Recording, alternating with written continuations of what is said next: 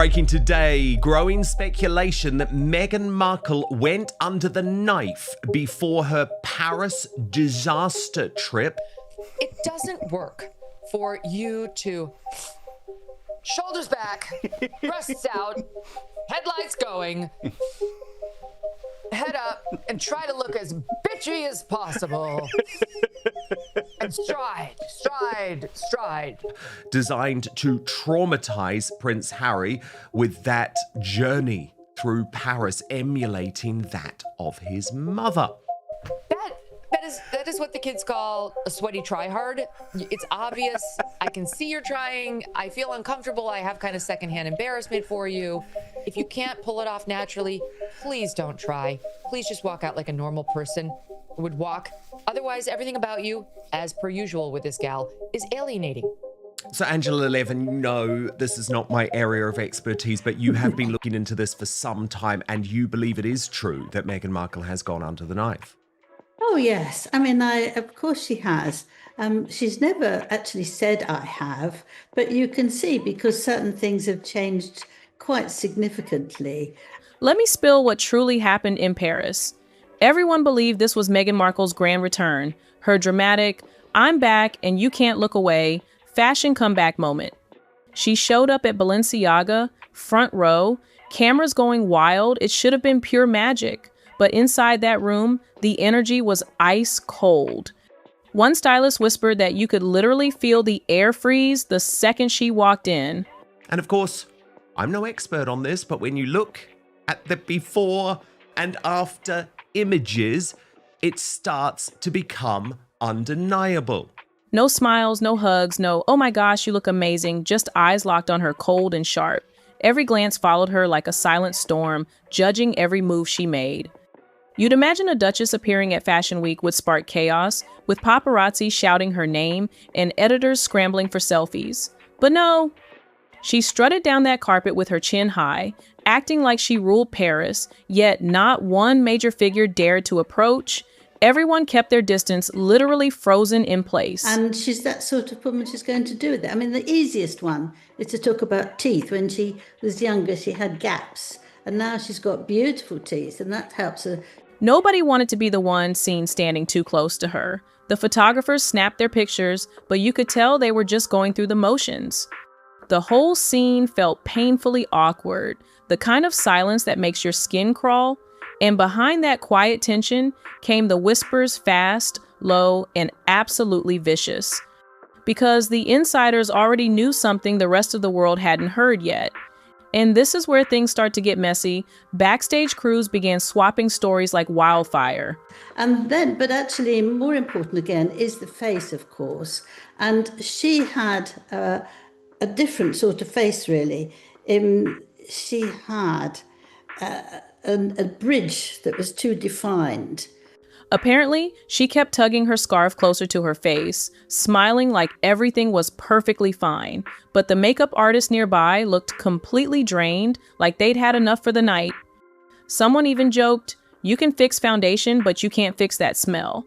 It might sound harsh, but that's exactly how gossip spreads in those elite circles, fast, cold, and merciless. By the time the event wrapped up, the whispers had already reached the lobby. No one was talking about Balenciaga's designs anymore. They were all murmuring about her instead.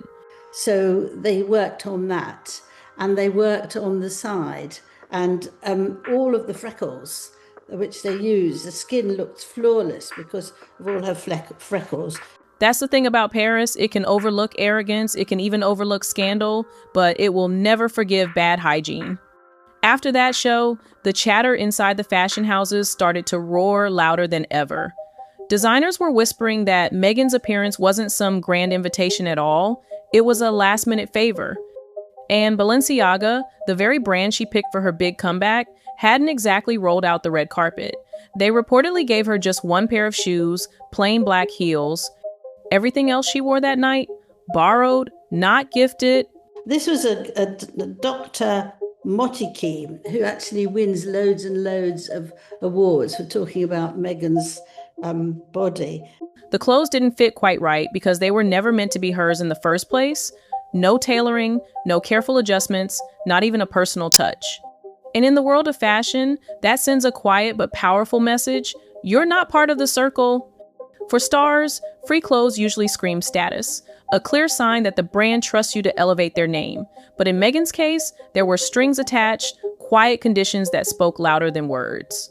And he went on to talk about that when she was between 20 and 30, she had definitely a nose job, and that made it smaller and neater. She had to give it all back, every piece, tags still hanging, like proof it was never hers. And here's where things stop being awkward and start feeling downright eerie. Because when people in Paris whispered that Meghan took a quiet drive through the tunnel, they weren't talking about traffic, they meant that tunnel, the Pont de l'Alma, the very place where Princess Diana's life came to a tragic end. At first, everyone brushed it off as pure coincidence, but then her own team insisted she had no idea that was the exact spot where Diana died. So, Angela, do you buy into the idea that she's doing this now and that the reason that she's bowed out from the spotlight over the past few months is that because, as ever, has been a bit of a disaster, even she acknowledges that. So she knew she had to come back. But those who truly knew her and knew her deep obsession with Diana just couldn't believe it. Insiders whispered that she went there on purpose, filming herself at that exact spot to relive the same path, to stir the same emotion, to blur the line between herself and the woman who once held the world's heart. It was the kind of move that made people stop and question everything, not just her decisions, but what might really be going on in her mind. Yes, one person said she looked as if she was wearing toilet paper. So I think that they were not very impressed by it. Who wore it better? And one thing that I noticed is that whatever Meghan was wearing, it was her moment to shine. How could someone so educated, so media aware, not know the dark history of that tunnel? One of her closest friends once revealed that they used to rewatch Diana's funeral again and again. She had studied every moment, memorized the story, and knew every heartbreaking detail. So how could she not know? The truth is simple, she did know. And that's exactly what makes the whole thing so much worse. And what was happening here? Why is she so shiny? It's like she got a bottle of Soul Glow. And then came the hypocrisy, loud and undeniable. When Meghan first entered the royal spotlight, she called the press cruel, dangerous, and obsessed. She claimed the British media had destroyed Diana, warning that she and Harry were the next victims in line. But behind the scenes, a different truth waited quietly. Because the same woman who condemned the British press for exploiting tragedy was now sitting down with CBS, the very American network that once bought and aired the haunting photos of Princess Diana dying in her car. Yes, that exact same network. What's quite interesting, I think, when you look at all of this, that she is definitely suffering at the moment from a career slump until... Those photos weren't the work of British tabloids. They were the profit of an American network. CBS paid for them, aired them, and turned Diana's final moments into primetime ratings gold. And who came back to give them exclusive interviews years later? Meghan and Harry. It's a small detail that few dare to mention, but it changes absolutely everything. While the world was grieving Diana, CBS was turning her tragedy into a headline. While Harry was mourning his mother, that very same network was selling the image of her pain. And decades later, he returned hand in hand with the woman now using Diana's memory as the foundation of her brand. Is this going to turn it around? That is the question, because Samara Gill said she is in one of the worst professional places ever. It's more than irony, it's pure hypocrisy. And Paris saw every second of it unfold. From the day she walked away from the royal family, Meghan tried to reinvent herself into something grand, a global humanitarian, a powerful CEO, a shining symbol of independence. But those who had worked closest with her said it was all for show. Every speech was scripted by someone else, every word rehearsed to perfection. Meghan peaked in late March, early April, and it's the most downhill ever since. She produced too much bad content, bad products, and bad podcasts, and people are just sick of her. Her business ideas were weak, recycled, and lacked real vision. Former staff members described her as demanding, but with no clear direction to follow. And while she publicly preached about wanting privacy, she couldn't stop calling the cameras back to her. Every single move looked like an imitation of someone else. Diana's compassion, the Queen's quiet grace, Hollywood's glittering glamour. But in trying to copy everyone's reflection, she completely lost her own.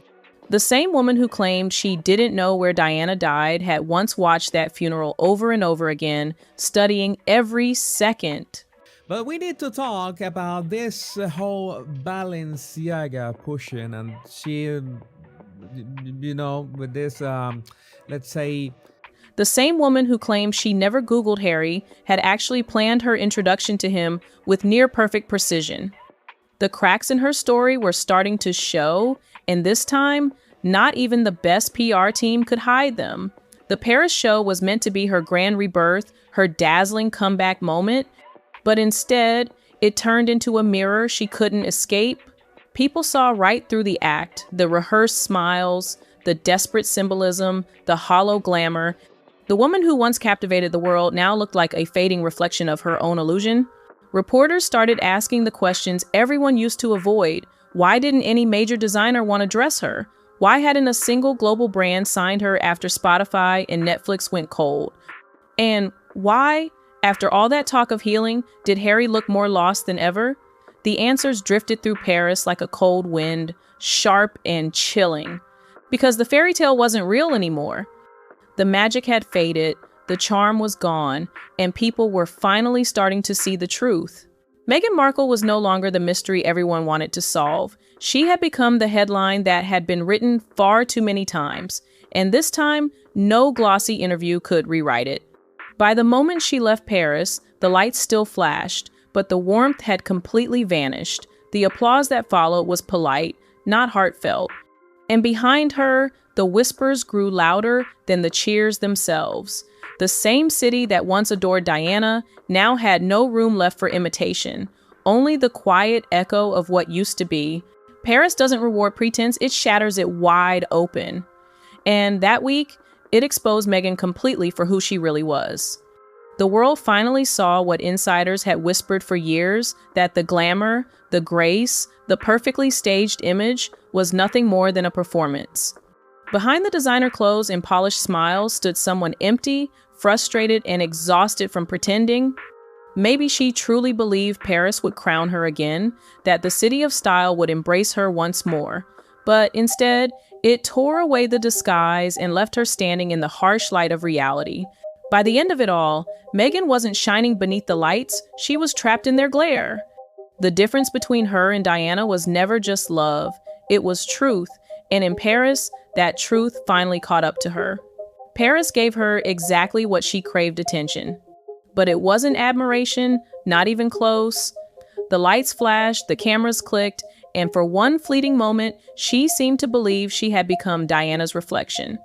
But reflections fade fast, and this one was already cracking. Diana's light came from love, pure and unfiltered. Meghan's came from performance, carefully rehearsed and endlessly practiced. Those who saw her up close, the stylists, the assistants, the staff, finally said the truth out loud. What they witnessed wasn't royalty, it was imitation. The tunnel wasn't a symbol of legacy, it was a chilling warning. Because Paris never rewards pretenders, it exposes them completely. And when the lights finally dimmed, there was no thunder of applause, only heavy silence. She came to be remembered, and she will be, but not for grace, not for kindness, not for heart. She'll be remembered for the moment the act ended and the truth stepped into the spotlight.